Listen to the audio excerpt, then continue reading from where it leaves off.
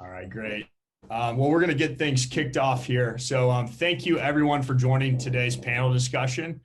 My name is Chandler Packard. I'm the Senior Manager of Strategy and Operations at OpFocus, and I will be your host today for our panel discussion. The topic today is bringing your Salesforce DevOps team to the next level.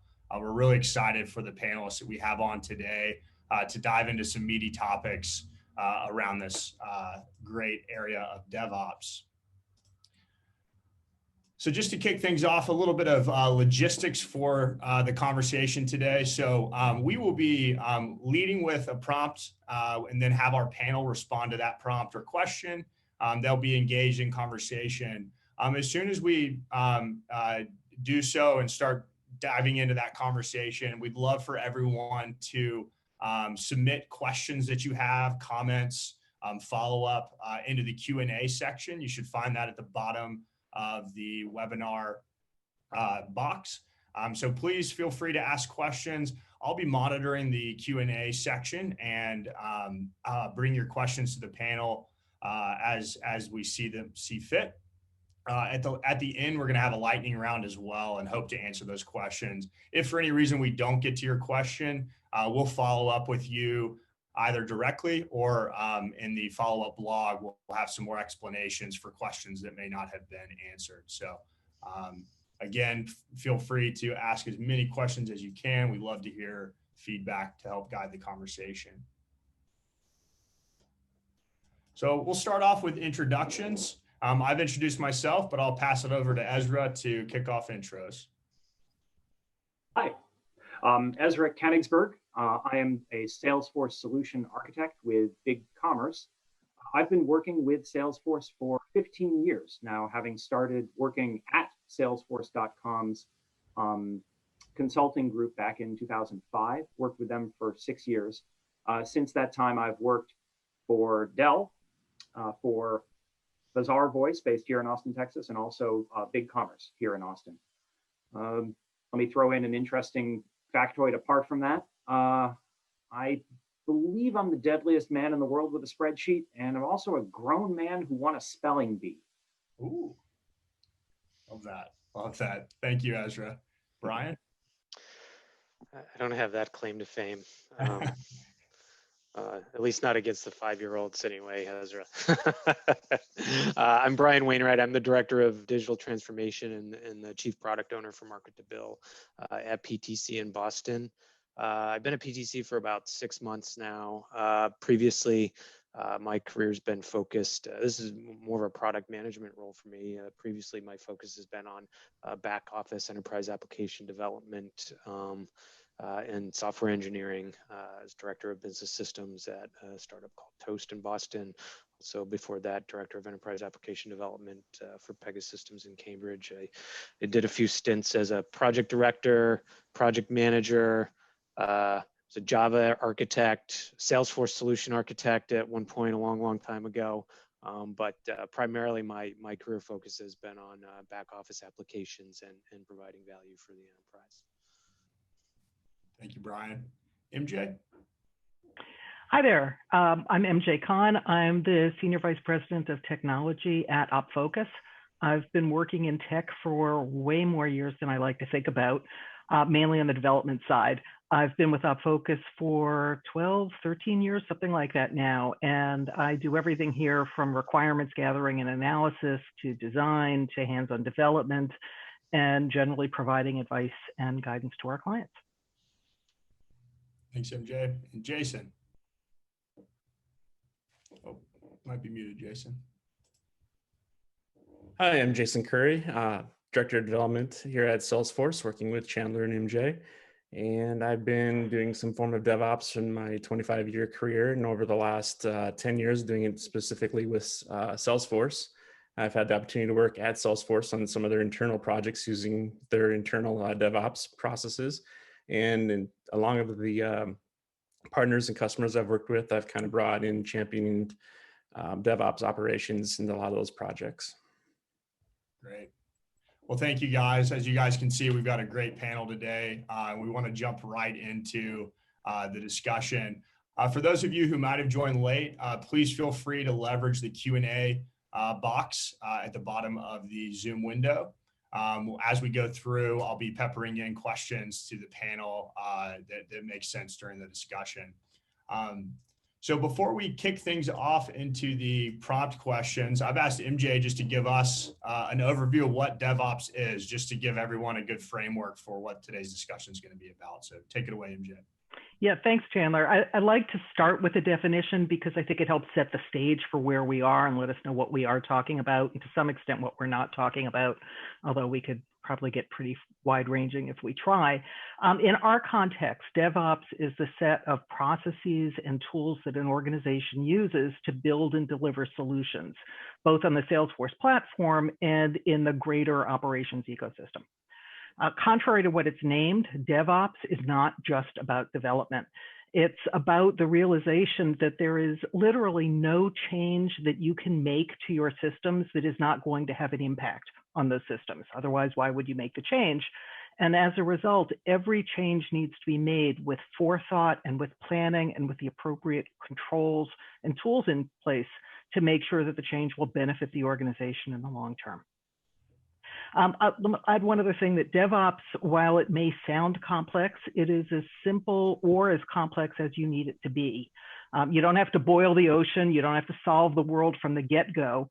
You need to realize that getting to a happy place in DevOps, it's a process, it's a journey, and it's not maybe even a destination you'll ever reach, just a journey along the way.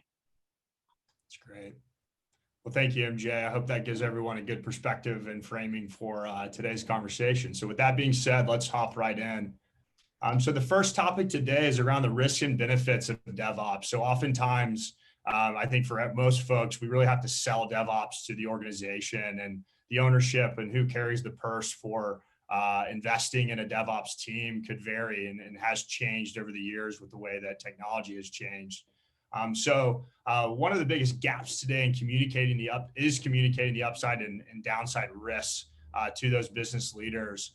So the question is, what are some specific benefits and barriers to DevOps through the lens of Salesforce? So I'm going to ask Brian to kick us off with a response. Yeah, I like what MJ said about it being a journey, and part of the journey is really having the right mindset to get you to where you want to go. And when I talk about DevOps as a technologist, I understand a lot of my stakeholders or sponsors, they don't necessarily care how the sausage gets made, right? They don't care on how we deliver on our initiatives.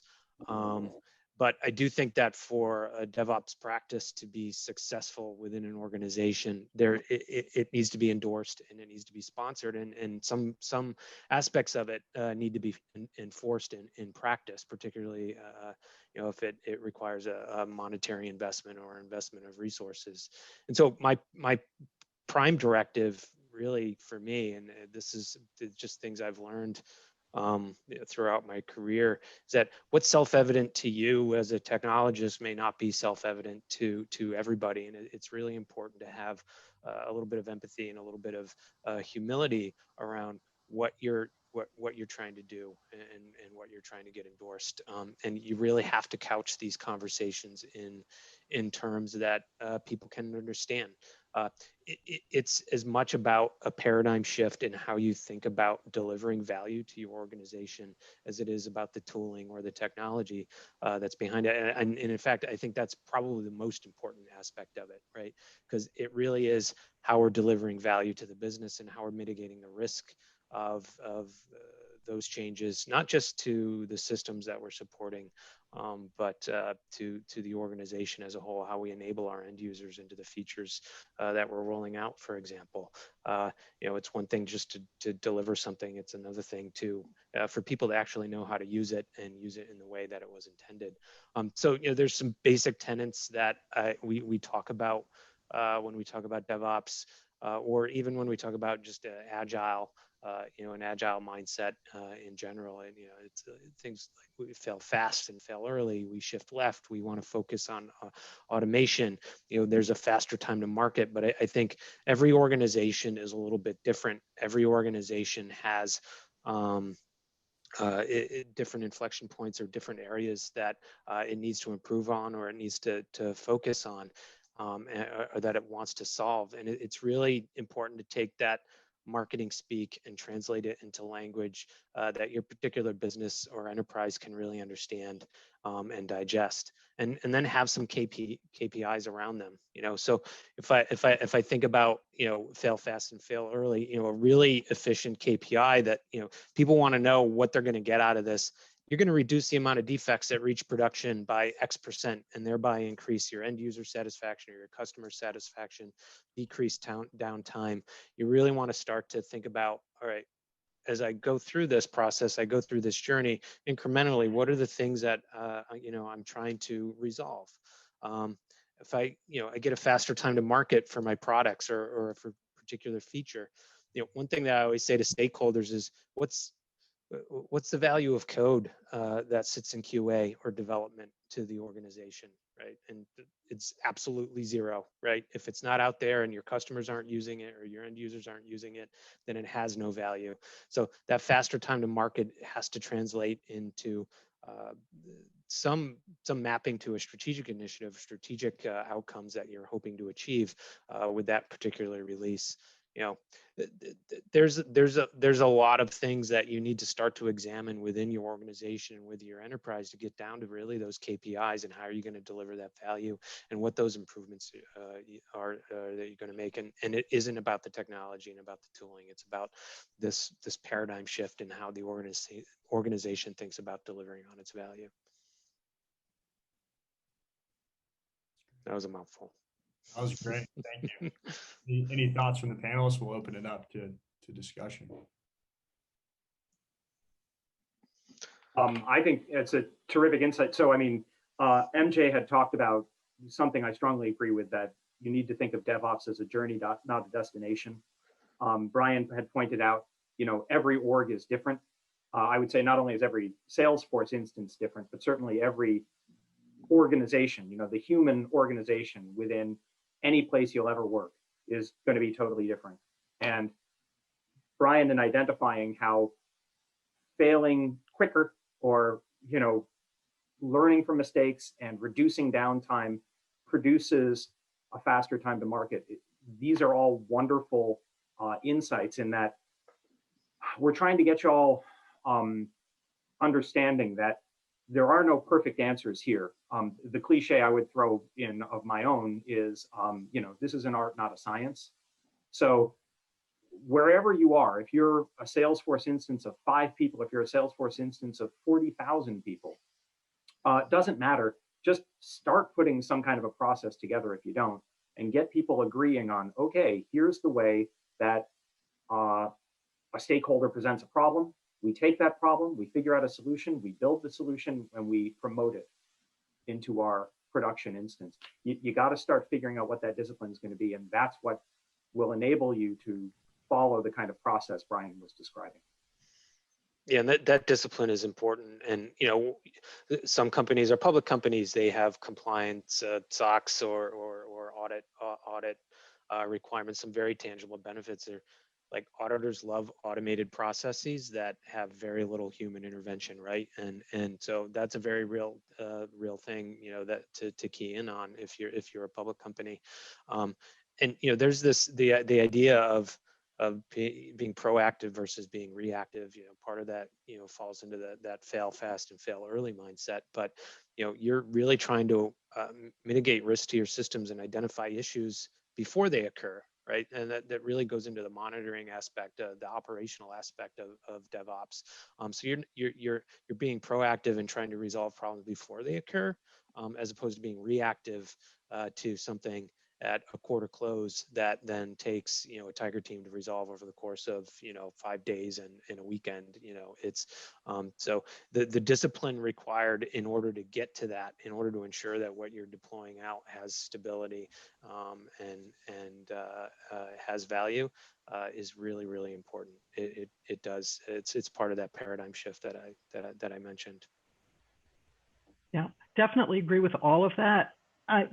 I think part of what we're saying is that there's no one solution that is going to work for all companies. Even two companies that on the surface appear to be very similar to each other may need very different kinds of DevOps solutions in place, but there are some basic tenets that all DevOps solutions should have, and it involves thinking before doing. Yes, wanting to move quickly, but also wanting to move in an organized, orderly manner, so you know what's getting deployed, you know what's getting built before it gets deployed.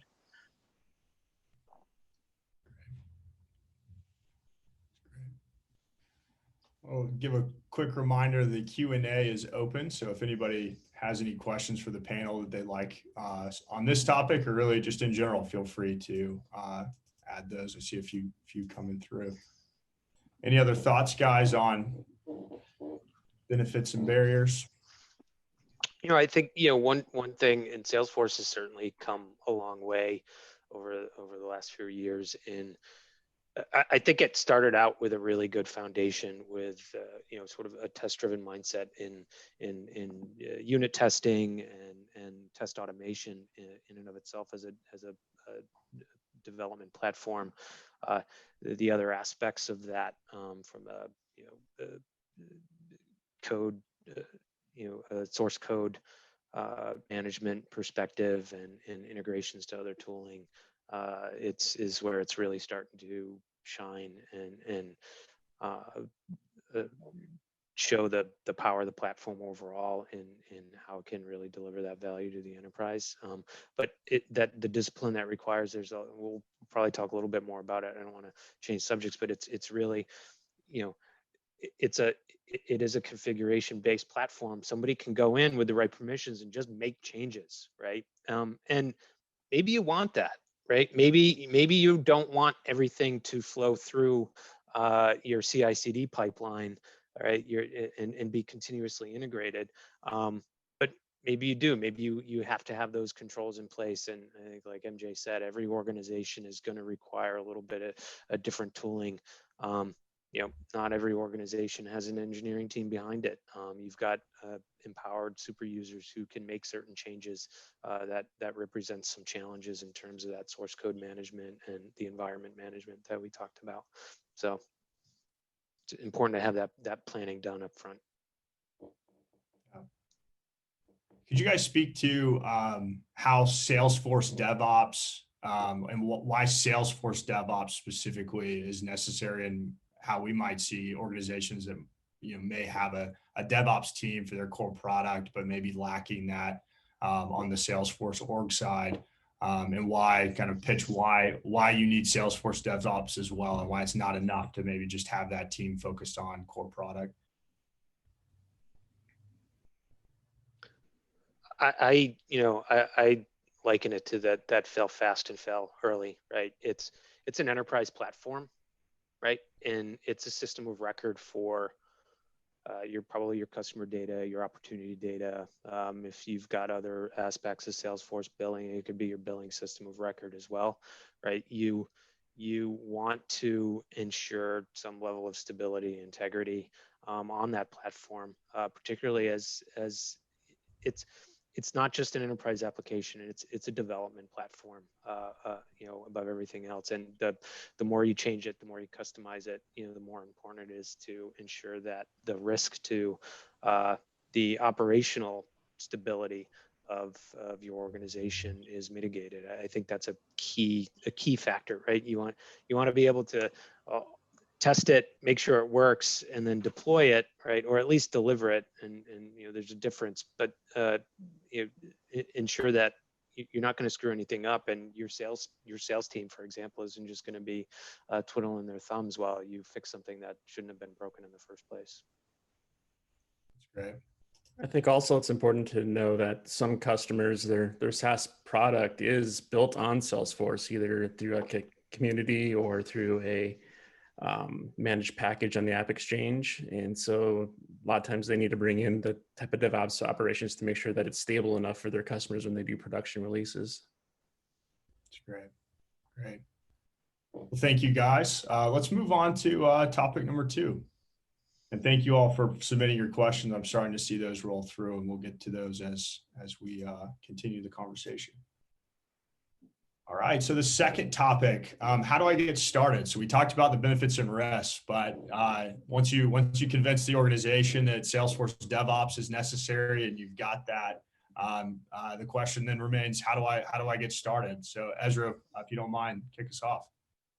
Happy to. And I don't recall what we determined the running bribe amount was that I was supposed to pay to anonymous attendee. You're going to have to let me know who you are, because how big of a team I need to have before I start to consider DevOps is the perfect way to kick this off. The answer is one, you need an instance of Salesforce. If you have an instance of Salesforce, you need to start thinking of DevOps. As MJ explained at the beginning, DevOps is a highfalutin term, but it really, what we're talking about is what's the process you use for changing your Salesforce configuration. So if somebody asks you to add a field and you go to opportunity and you hit add and you make a field and you hit save, congratulations, you've just done DevOps. And so what we're encouraging you to do is build the process around it. There is no bright shining line between the point and click configuration and how people are promoting code, which involves promoting it through GitHub and releases and all that jazz. This is a continuous progression that you make as you mature with Salesforce. So I encourage you to call it DevOps now and get thinking of it that way. Start nailing down that process that you're going to build on and use. As Brian said, fail sooner. There will be things that you do. Start your process, start failing with that process, improve that process. This would be a good time. Kyle, why don't you throw up the graphic? It's not specifically DevOps oriented, but I've just over my time in working as a Salesforce architect and in seeing how Salesforce works, I've put together what I call my Salesforce commandments. I only have 7 so far, so I welcome suggestions for the last 3 so as to make it a nice round 10. I actually got a good idea from Brian a couple minutes ago.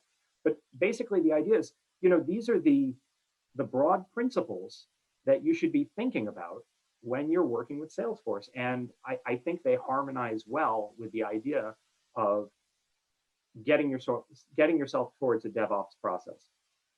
You'll excuse me for not using the thou shalt phrasing, but I went with, hey, this is what you should do. The big number 1 is just, if you're working at an organization where the executives think they're not going to use Salesforce, Salesforce is something my salespeople use, or it's something those people use, and I'm never going to touch it. My secretary enters stuff for me in Salesforce. I think that's a real, red flag kind of thing. You got to get out of there. Everything else I'm talking about here, though, is very DevOps specific. The idea that if you're getting requests, you should be tracking those in tickets. If you get a request, you got to start breaking that down into requirements. You got to be able to interrogate your stakeholders. You need to stop developing in production if that's where you're doing your development. You need to think about your customer. You need to think about where your data lives and mastering it in a sensible way. And if you have capability that is accomplishing what you need it to, but you're lying in how that data design works, you need to redesign it so that it's honest. So I would say numbers 2 through 7 here are all principles that you can apply in thinking about how your DevOps process works. Get requests, ticket them, break them down, and then start figuring out how you solve them, preferably in an environment other than production. So that's how you get started. Really, when people start coming to you and saying, hey, we need a field, capture that request, figure out what's going on underneath it, and work with them constructively. Hey, I have a sandbox environment over here where I've built that for you. Or I took what I think you were asking for and I built something that responds to your need. How's that? That's something you can do as a Salesforce shop of 1 person. You're a single admin running an instance. Boom, congratulations, you're already doing DevOps. Something we hadn't spoken to there is, okay, I would say typically folks who are, one-man Salesforce IT departments, they're typically doing change sets for promoting changes. If they're not just, you know, duplicating what they did in the sandbox and replicating that in production. Am I jumping the gun, Chandler, if I start to get us talking about the tools that we might use to promote changes from sandboxes through other words? Please feel free. Cool. So yeah, I would say, you know, the short answer, how do I get started with DevOps? You've already gotten started. So build a process and improve it as you go. So yeah, I'm going to muscle us towards this question of, you know, what the technology is. A lot of folks, I would say, you know, a wild number of Salesforce users work with change sets. And at the point where you start feeling like that's pain, that's a good time to start thinking about what your next technologies are going to be. I can speak for my organization right now. We have about 500 users. We've got tens of thousands of community users. We have a setup that involves GitHub. We're using a tool called GearSet, which helps promote changes, you know, into GitHub orgs and then promote that into production. And, you know, we have a member of our team whose, you know, pretty much full-time job is the CI/CD work involved with that and promoting stuff through. And that works well for our organization. But as Brian and MJ have pointed out, there is no, you know, once you're exactly this number of people, that's when you need to start using this kind of tool. It's going to depend much more on when you're starting to feel pain. And when you're starting to feel pain, that's a good time. It should be before things are completely unholy. But when you're starting to feel pain, that's when you should be opening conversations with your trusted consultants, with other organizations. You know, pull them aside at Dreamforce, pull them aside when you're talking online, and get their vibe on, you know, what victories they found in promoting changes. I've talked a lot. I'm going to stop for a moment. No, thank you, Ezra. Love the 7 commandments, and I appreciate you diving into tooling. Feel free, guys, to get as technically specific as you want to today. So I'll open it up to the rest of the panel. Any thoughts on the topic? I wanted to jump in with another requirement for you, or another commandment for you, Ezra. Number 8, you shall document your work. You shall realize that you are most likely not going to be the only person who ever has to support or maintain what you've produced. Documentation is so key. I have the benefit of having a terrible memory. And the result of that is that I document everything for my own sake, because I don't know whether I'm going to remember it. And I certainly want to know that other people will be able to support and maintain work that I produce. Well, so this is interesting. I'm actually going to push back on you a little bit here, MJ. I'm not saying you should try not to document, but what I found, you know, so I consulted my first 6 years working with Salesforce, and in my last 9, I've been working in IT departments. I've been working back of house. And what I found is, as a consultant, you know, I get paid to make documentation. So it's not as big a problem. But frequently with IT departments, they're moving quickly. They're trying to get through their stack of requests, and creating documentation for what they've built it's a low priority. And the reason why I put a ticketing system as my number 2 commandment there is because what I found in my organization right now is we're doing a good job with our ticketing that captures the initial requirement. And then we have conversation occurring on that ticketing. We're using Jira, but you could just as easily, you know, make a special record type for cases in your own Salesforce org and use Salesforce as your ticketing system. But the idea that you're capturing your interactions with your customer and some design ideas there, that way, when you create whatever configuration you make in Salesforce, refer to that ticket. And that serves as a really good documentation after a fashion, you know, because that way anybody who goes to it later can go back to the original ticket and say, oh yes, that's why we added this custom object. That's why we added this code.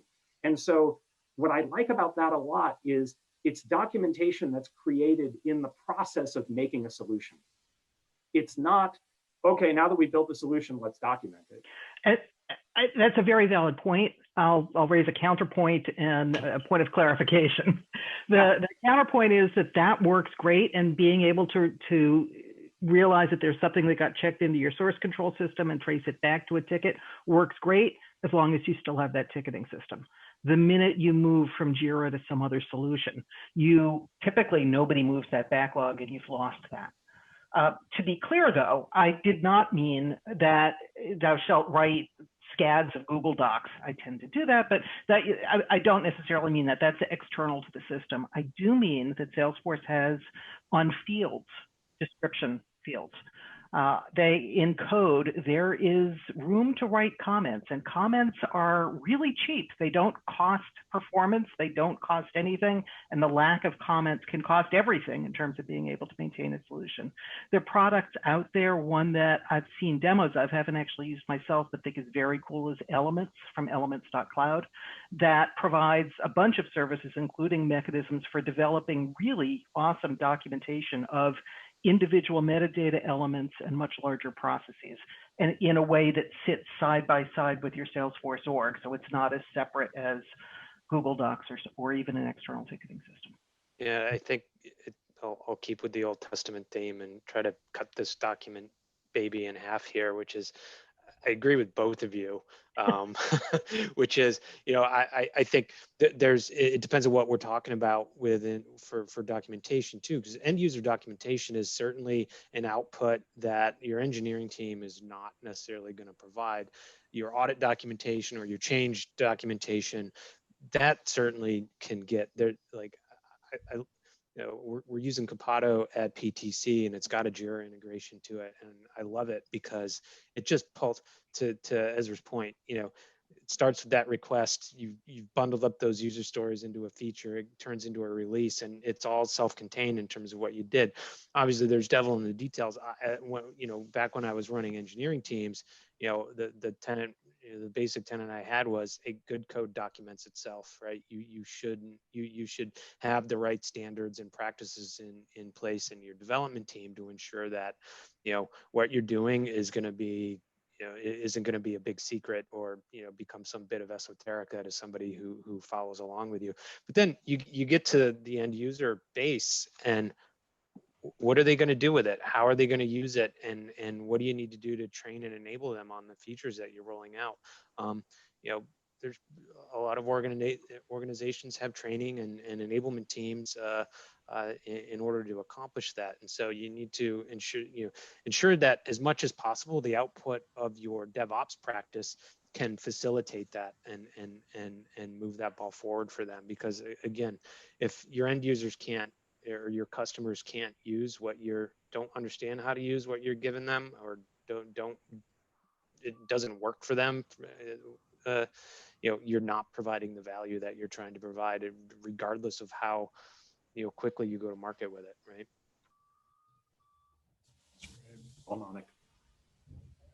Any other? I didn't answer. I think I just said, yeah, it's both, right? It was non-committal. It depends. The challenge is good. It means we're getting to the core tenet of that principle. So thank you guys. Any other thoughts on getting started? I have one, Chandler. I think you phrased the question originally, how do I get started, with saying management has determined that DevOps is important. Now what do I do? I run into clients fairly frequently where they haven't gotten to that point yet. I was talking with a client just the other day who had told me she just was totally behind because she just spent a day and a half dealing with a problem that resulted from some errant deployment that nobody knew about. And she was not able to convince her management yet that some form of DevOps was needed, and they really had little or nothing. How do you get started? You realize that there's a problem and there's a need, and that can happen from the ground level going up if it doesn't come from management going down. You realize that there's a problem, you start to collect metrics. How much time have you lost because you don't have a good solution in place? What hasn't been able to get deployed or worked on or been tested, or what doesn't have sufficient quality because you've been too busy dealing with the distractions from not having a good solution in place? And then my recommendation to this woman was start building a list of best practices, start building a list of things that people need to confirm before they're allowed to deploy to production. And then start trying to put some controls in place around an approval process, or before you deploy something to production, somebody in the DevOps team has to review it before it can be deployed. And then you can move from there to having a much more controlled environment and really limiting the number of people and the number of ways that things can get deployed. You can start early, is what I'm saying, and build up as you go. So I want to pivot a little bit to a question that was asked in the Q&A, which speaks directly to this point, and I'll refine it a little bit, as I think it's a great question. So in this scenario, I'll just read it as it is, because I think it's said well. So I'm a relatively new Salesforce admin, and my colleagues on the ops team are more senior and experienced. We're growing quickly, but underinvested in standardizing processes. Any suggestions for how best to convince my team that we need to adopt a more formal DevOps process? So to me, the scenario says, my company hasn't invested in the right resources yet. I'm a sole Salesforce admin. I really need my folks who are, it sounds like, most likely making config changes in the system. How do I start with introducing these commandments, introducing these best practices we've started with? Any advice to anonymous attendee? It's hard, right? And I think partly because the beauty, I think the thing I love about Salesforce, and probably the thing I hate most about Salesforce, is that it's really accessible to people, right? It's accessible to base end users, and there's somebody with a little bit of knowledge can be very, very dangerous, in the platform overall.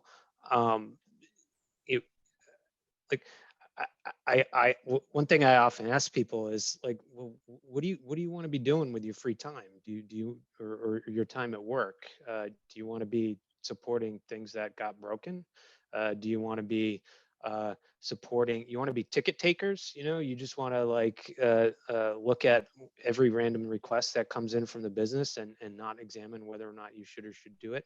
Or do you really want to be an engineering organization? And that's, are you an administrator? Are you a developer? Are you an architect? What are you, and what do you want your organization to be? And how do you manage the work that's coming in? And previous positions, as I grew my team, it was part of what we had to do to put some process around this was to really understand with the business that we aren't ticket takers, right? We're not just here to serve you. We're also here to serve the organization and the enterprise. And I think it's a lot of stakeholders, because of the accessibility of Salesforce, come to us with their solutions already in their head, right? And you need to sort of take a step back and really try to understand what the outcomes are, and then pivot towards achieving those outcomes for your business stakeholders and having that, having that dialogue with them, standardizing the process and making sure everybody's on the same page. It's one of these things that I think is probably self-evident to us as technologists, but it's really, what are the pain points you're trying to address within your organization, and what are you going to do? What are you going to institute in order to solve them and mitigate them? Great. Any other thoughts on that one? I'd totally start with ticketing.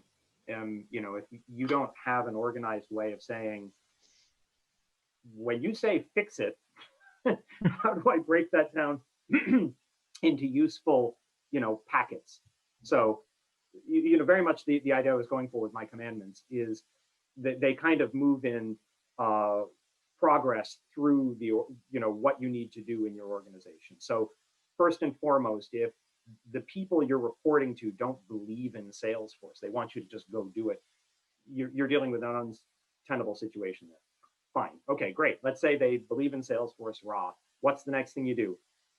Collect the requests and put them into organized packets so that you can start attacking them. You can have a productive conversation. Hey, should I be working on ticket number 3 or ticket number 4? That kind of thing. And then the next commandment beyond that was gather requirements. These are the kinds of things that help you say, blow by blow, if I'm getting requests and I'm not allowed to break them down into something handleable and granular, well, that's an unworkable situation. We need to be able to do that. If once you give me a request, you don't let me ask the questions that determine what your requirements are, that too is an unworkable situation. So these are the kinds of things. Ticketing the requests you get or the needs, being able to break them down into requirements, those are the kinds of things that I would do first. And whether it's in a spreadsheet, Jira, tickets in Salesforce, cases in Salesforce, those are the initial things I would do to get a foothold and start being able to create stuff that, Brian, you talked about proactively monitoring. If you can't know what your tickets are, if you can't be measured on how you're delivering, there's certainly no way you're ever going to be able to monitor. So I'd start with identify them and break them down. Right. Yeah, I think the big thing is what, again, it's like, if everything's an emergency, then nothing is, right. And the intake process and standardizing that so that you can focus on the most important things. It's really trying to understand with your business stakeholders, having a prioritization process in order, like Ezra was intimating, like understanding what the requests are, what's going to provide the most value. Right? And why should I work on this versus this? Is it just because somebody's screaming louder over here than this person? Well, whatever this business unit may want, it may actually be more important and actually provide more tangible value to the organization as a whole. And you need to change them. And again, like I said, it's because the platform is so accessible, you can do so many things so quickly. Doesn't mean that you should do them or that you don't need. You don't need to manage the risk that introducing those changes are going to have on your ecosystem. That's great. Awesome. We've got a question from Linda Sermons, and I think she might be typing it in the box, but I'll take it from the chat.